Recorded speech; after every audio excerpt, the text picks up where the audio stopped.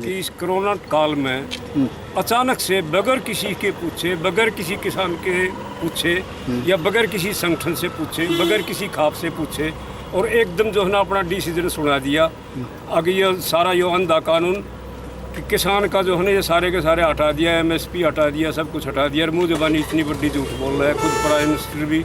अब वही एमएसपी जो है ना हम ज़रूर देंगे, तो हम तो सिर्फ एक हमारी मांग सकते हैं। किसी ने जो है एक कानून जो 3 बनाए थे, एक चौथा और बना दे छोटा सा इसने। और भाई एक एमएसपी से अगर जा कोई संस्था या कोई ऑर्गेनाइजेशन या कोई कंपनी अगर एमएसपी से कम पर खरीदेगा तो वो दंडनीय अपराध होगा, गैर कानूनी होगा। उसके बाद में तो अब जरूरत तक होना।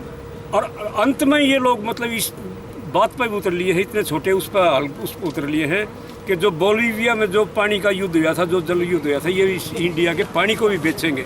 सन 99 में बोलीविया में इस निजीकरण के ऊपर जो है ना पानी का युद्ध हुआ तो सरकार ने क्या किया, इस कंपनियों ने क्या किया कि हैंडपम्प बंद करवा दिए, कुएँ बंद करवा दिए, लोग बाग फिर उधर पहुँचते हैं नदी पर, नहरों पर, वो भी बंद करवा दिए।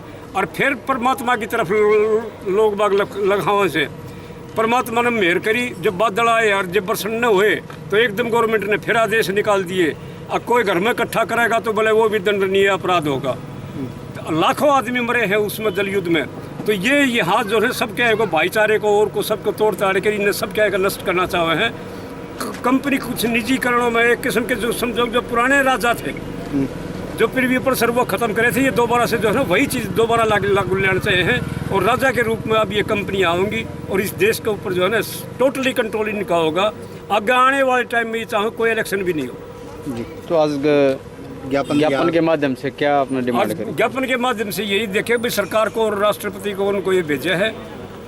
अपने जमींदार जो छात्र संघ जो था जिसने इनकी तरफ से और JSO इनकी तरफ से जो है मेमोरेंडम से छुपा, उसमें यही है कि भाई जो है एक कानून और लगा दो। अगर एमएसपी करो तुम, अगर भाई एमएसपी जो है ना ये ख़त्म नहीं करेंगे, इसका जो है ना एक अलग से हर हालत में जो है ना इनका कब तक जारी रहेगा आप लोगों का आंदोलन? आप 3 अध्यादेशों का विरोध कर रहे हैं या अपना कानून मनवाने की बात कर रहे हैं?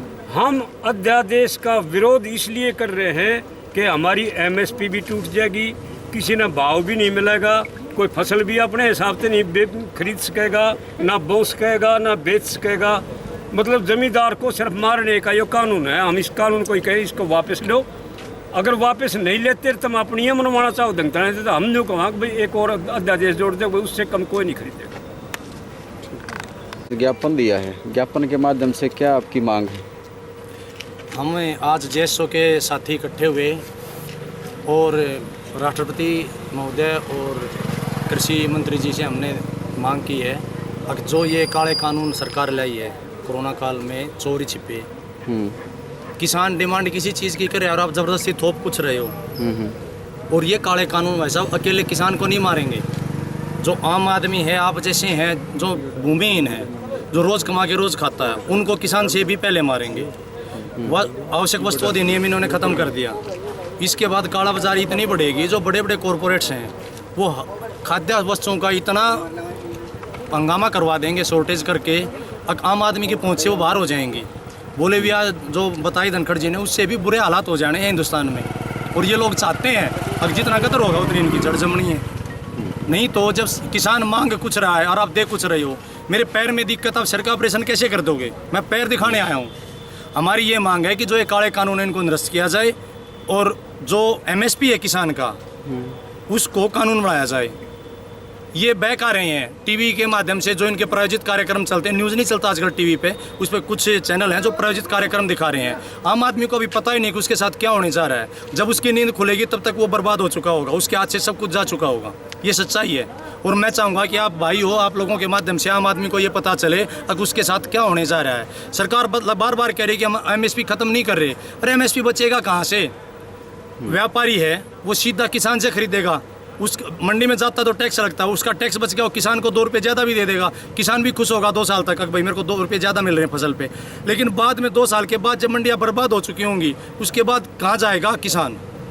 उसके सारे रास्ते बंद हो चुके होंगे। व्यापारी उसके अपनी मर्जी का रेट देगा। अगर 2000 का रेट है तो 1200 लेगा, उनका 1200 लूँगा। किसान सोचेगा मंडी चल, मंडी बंद हो चुकी होगी, फिर कहाँ MSP है? आज के दिन जो मक्का, कपास, इन पे MSP आप दिलवा दो। अब किसने रोका है? सरकार आपकी, आप करता धरता है, अब दिलवा दो। जहाँ मक्का है वहाँ 1800 का MSP बता रहे हैं और 900 में 800 में पिटने लग रही है। कपास का क्या भाव है, क्या पिट रहा है? बाजरा बाजार में 2100 का भाव बता रहे हैं और जो ना MSP में तो नहीं बिक रहा, 1200-1400 बिक रहा है। अब दिलवा दो, किसने रोका है? कपास 4000-5800 का रेट से लो जी, भाई बता रहे हैं कि कपास का 5800 का MSP और 4000 रुपये, 4200 रुपये, 3800 रुपये यूँ बिक रही है। अब दिलवा दो, कौन मना कर रहा है?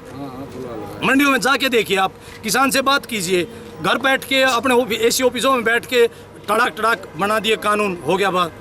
आम आदमी को अभी पता ही नहीं है भाई साहब, जमींदार से पहले नॉन जमींदार है वो मरेगा। आपके और जो गैर किसान है उसकी जो थाली में आधी रोटी है वो भी उठाने जा रही है सरकार। किसान अपने घर जोगा तो रखेगा, जिसको रोज खरीद के खाना वो कहाँ से लेके आएगा? लेकिन अभी उसको कुछ नहीं दिख रहा है, उसको टीवी दिख रहा है, टीवी में दिख रहे हैं किसान किसान किसान। किसान से पहले नॉन किसान मरेगा जी, ये सच्चाई है। धन्यवाद।